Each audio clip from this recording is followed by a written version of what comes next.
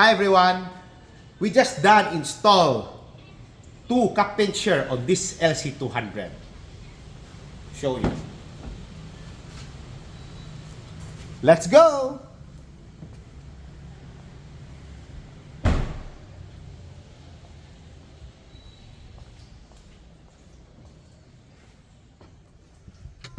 This got 2 captain chair with 2 armrests on both sides, and you can relax here. And also, if you want to get something at the back, it's very easy access to get the things, like if you have fridge, cooler at the back, you can get your fridge and drinking here. We do all customized car seat here, captain chair, vans, any SUV, we can do it for you.